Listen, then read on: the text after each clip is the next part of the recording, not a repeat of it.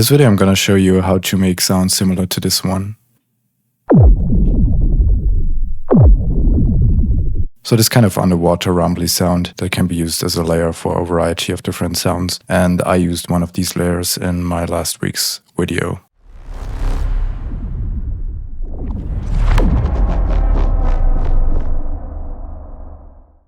And for the source sound for this, we're going to use a very low and noisy moving sound. So let's just draw in a MIDI clip here, and we can already just choose a very low note here.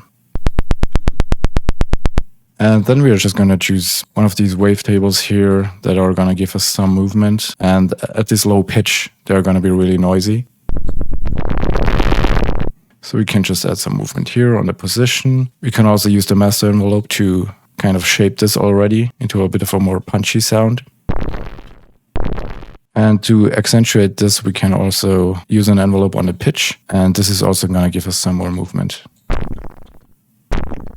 And for this LFO in the position, we can also randomize it, so it sounds a bit different every time. And we can also give this a bit more movement with the warp modes here. And just give this LFO a bit of a different timing. And we can also make this a bit wider, give it a few voices.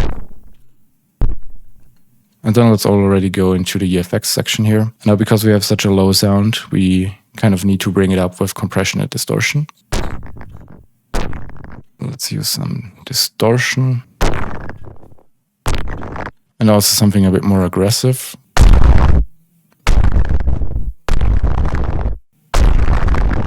And then finish it up with another compressor here. Now this is our source sound, which already has this low rumbling movement. And in our post-processing, we're going to use some more compression and some more distortion. So let's just add some OTT and maybe a saturator. And then we want to add some more movement. So let's just use a phaser and a flanger here. And then the next type of processing is going to be for the transients. The one thing we can use is the disperser effects. If you don't have the disperser plugin, you can just use EQ3 for this.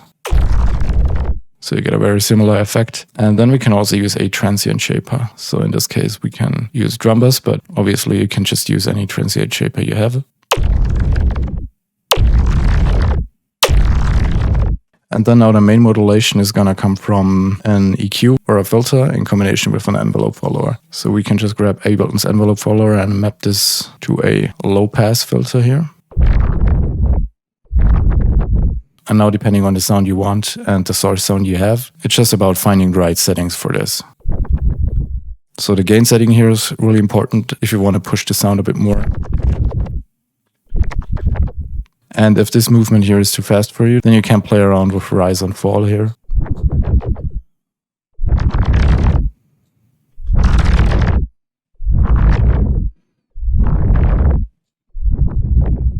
And then, of course, you can also play around with something like a vocoder, which is also very good to give it a bit more of this underwater sound.